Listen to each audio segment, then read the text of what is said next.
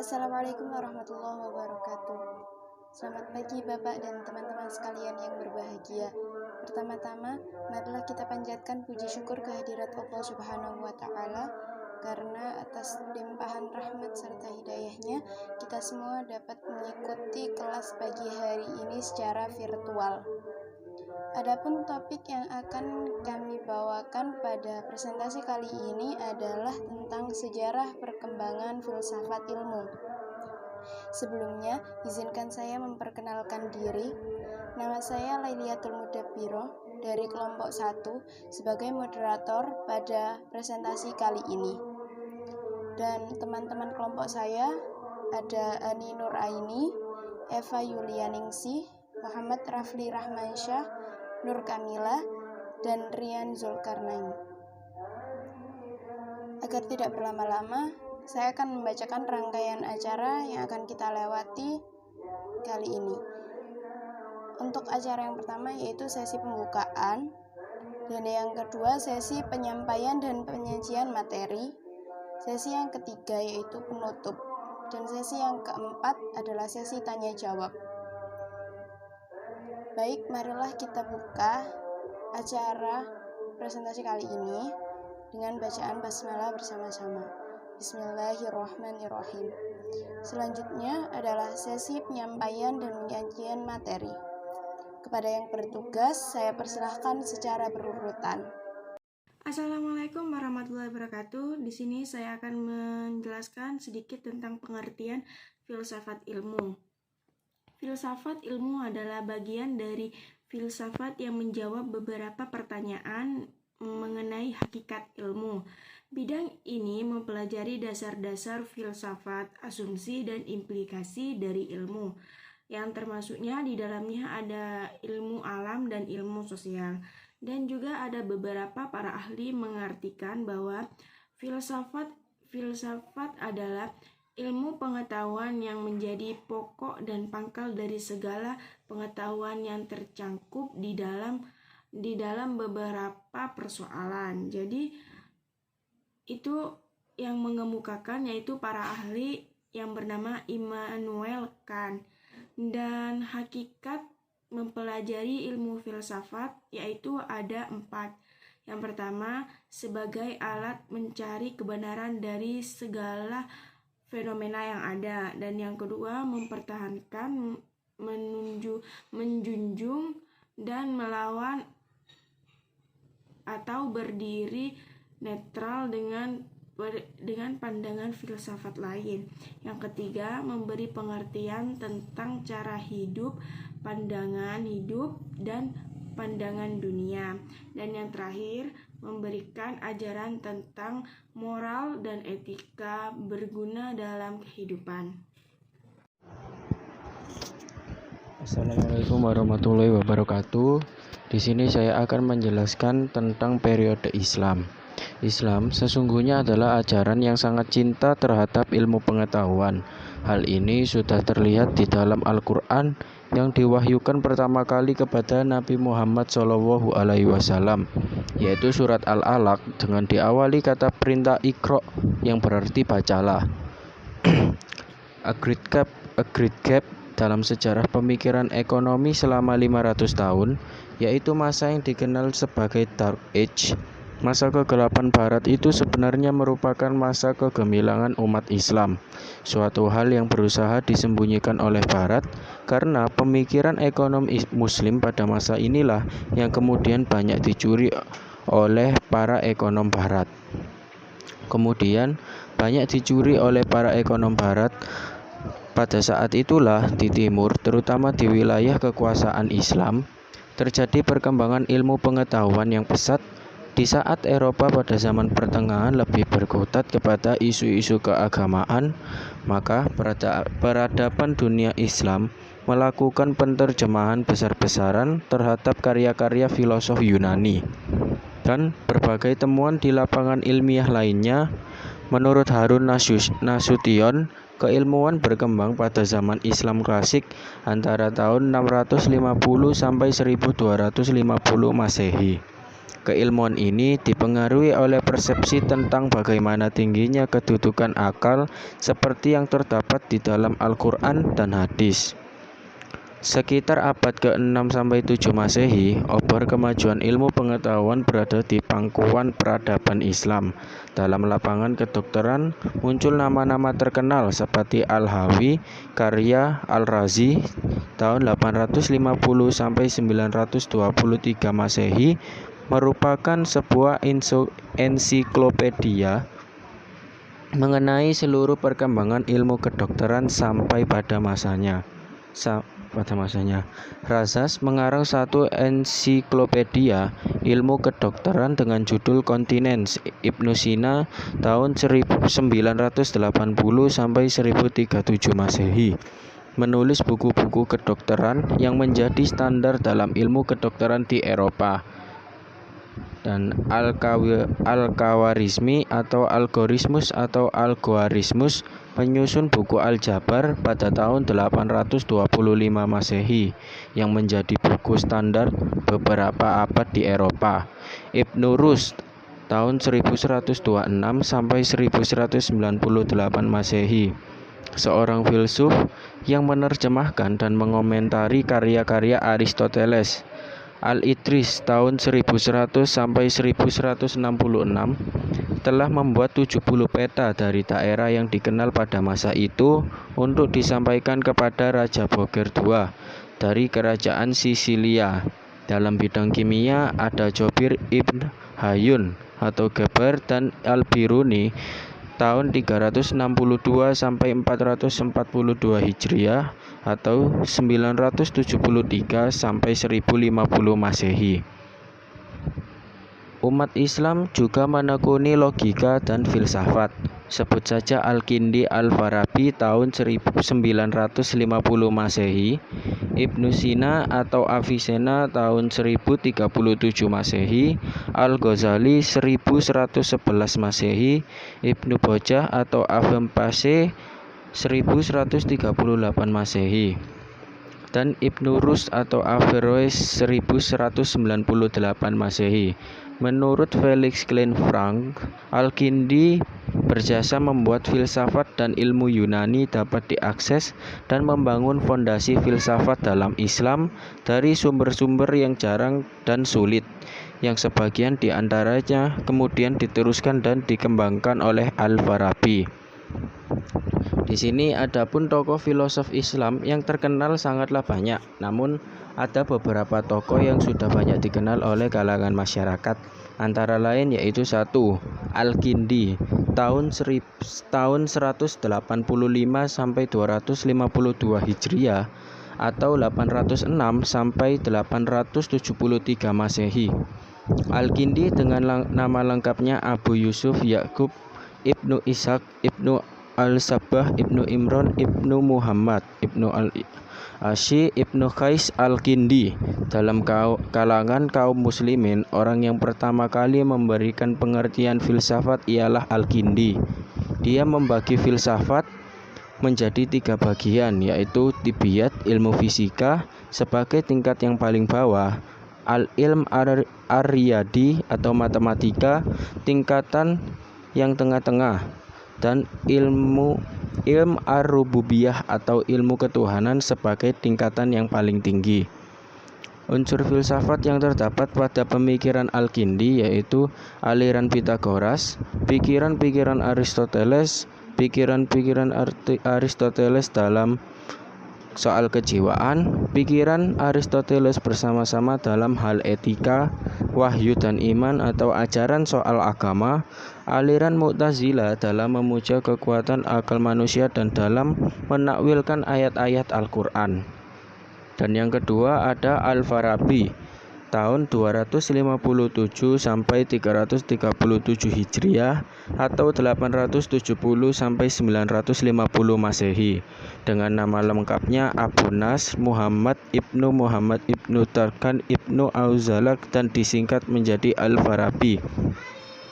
Filsafat Al-Farabi sebenarnya merupakan campuran antara filsafat Aristoteles dan Neoplatonisme dengan pikiran keislaman yang jelas dan corak aliran Syiah Imamiyah. Beliau mengatakan bahwa filsafat ialah mengetahui semua yang wujud karena ia wujud, yang artinya adalah suatu ilmu yang menyelidiki hakikat sebenarnya dari segala yang ada. Di bidang filsafat, Al-Farabi tergolong ke dalam kelompok filosof kemanusiaan, yakni lebih mementingkan soal kemanusiaan seperti akhlak, kehidupan intelektual, politik, dan seni. Menurutnya, tujuan filsafat dan agama pada dasarnya adalah sama, yaitu untuk mengetahui semua wujud. Dan yang ketiga ada Ibnu Sina. Nama lengkap Ibnu Sina adalah Abu Ali Al-Husain Ibnu Abdullah Ibnu Hasan Ibnu Ali Ibnu Sina, di barat populer dengan Avicenna akibat terjadinya metamorfose Yahudi Spanyol Latin. Ibnu Sina menulis secara ekstensif pada filsafat Islam awal, terutama logika, etika, dan metafisika. Pembagian filsafat bagi Ibnu Sina yaitu filsafat teori dan filsafat amalan. Ia menghubungkan kedua bagian tersebut kepada agama. Dasar-dasar filsafat tersebut terdapat dalam agama atau syariat Tuhan. Dan yang keempat ada Ibnu Rushd tahun 520 sampai 595 Hijriah atau 1126 sampai 1198 Masehi. Dia adalah Abul Walid Muhammad bin Ahmad Ibnu Rushd, kelahiran Cordova pada tahun 520 Hijriah. Bahasa Latinnya ialah Averroes, seorang filosof dan pemikir dari Al-Andalus yang menulis dalam bidang disiplin ilmu termasuk filsafat, akidah atau teologi Islam, kedokteran, astronomi, fisika, fikih atau hukum Islam. Oleh karena itu, dia dianggap berjasa besar dalam mengajarkan kembali filsafat Aristoteles. Dia berusaha mengembalikan filsafat dunia Islam ke ajaran Aristoteles yang asli atas saran gurunya Ibnu Tufail yang meminta untuk menerjemahkan pikiran Aristoteles pada masa dinasti Muwahhidun pada tahun 557 sampai 559 Hijriah.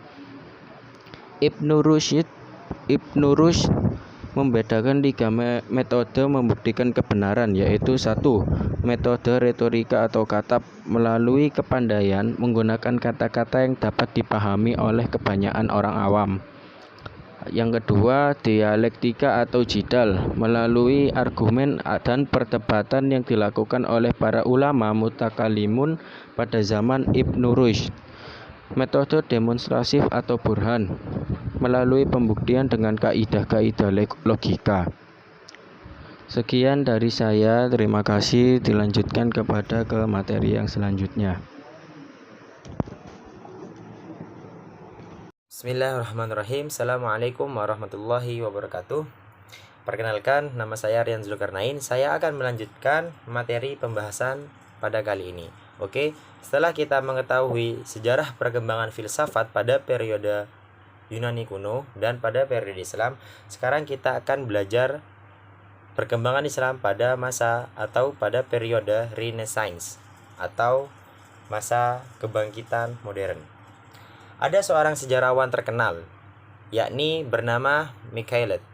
Dia adalah orang pertama yang menggunakan istilah Renaissance. Nah, para sejarawan biasanya menggunakan istilah ini untuk berbagai periode kebangkitan intelektual, khususnya di Eropa dan lebih khusus lagi di Italia, sepanjang abad ke-15 dan 16. Renaissance adalah periode perkembangan peradaban yang terletak di ujung atau sesudah abad ke-8 sampai muncul abad modern. Jadi Renaissance bisa dikatakan masa kebangkitan nasional, masa kebangkitan dari masa kegelapan sampai muncul kemodernan. Nah, Renaissance merupakan era sejarah yang penuh dengan kemajuan, seperti yang saya jelaskan tadi, dan perubahan yang mengandung arti bagi perkembangan ilmu. Dan Renaissance ini, masa ini memiliki ciri-ciri, memiliki 5 ciri, yakni humanisme, individualisme, sekularisme, empirisme, dan rasionalisme. Seperti yang sudah saya jelaskan tadi, bahwa periode Renaissance ini lebih khusus untuk bangsa Eropa. Jadi setelah itu akan muncul sebuah pertanyaan, yakni siapa yang menyebabkan Eropa bisa bangkit? Nah, setelah para ahli sejarawan sepakat bahwa pengaruh ilmu pengetahuan Islam atas Eropa yang sudah berlangsung sejak abad ke-12 Masehi itu menimbulkan gerakan kebangkitan kembali atau yang disebut Renaissance di Eropa pada abad ke-14. Berkembangnya pemikiran Yunani di Eropa kali ini ternyata adalah melalui terjemahan-terjemahan Arab yang dipelajari dan kemudian diterjemahkan kembali ke bahasa Latin. Walaupun setelah itu Islam akhirnya terusir dari negara Spanyol dengan cara yang sedikit kejam. Tetapi pengaruh ilmu Islam ini telah membidani gerakan-gerakan penting di Eropa, yakni diantaranya adalah kebangkitan nasional kebudayaan Yunani kuno, Renaissance pada abad ke-14 Masehi, terus ada rasionalisme pada abad ke-17 Masehi, dan yang terakhir pencerahan pada abad ke-18 Masehi. Mungkin cukup sekian dari saya. Assalamualaikum warahmatullahi wabarakatuh. Perkembangan sejarah ilmu pengetahuan dibagi menjadi 4 periode. Yang pertama, periode Yunani kuno. Yunani kuno adalah tempat bersejarah di mana sebuah bangsa memiliki peradaban. Oleh karenanya, Yunani kuno sangat identik dengan filsafat yang merupakan awal dari ilmu pengetahuan. Kelahiran pemikiran filsafat ini diawali pada abad ke-6 yang ditandai oleh runtuhnya mite-mite atau mitos-mitos yang beredar di masyarakat. Pembenaran setiap gejala alam. Filsafat Yunani yang telah berhasil mematahkan berbagai mitos tentang kejadian dan asal-usul alam semesta. Cara berpikir ini berlangsung sampai abad ke-6, sedangkan sejak abad ke-6 orang mulai mencari jawaban rasional mengenai gejala alam atau kejadian alam semesta. Periode Yunani kuno ini lazim disebut dengan periode filsafat alam.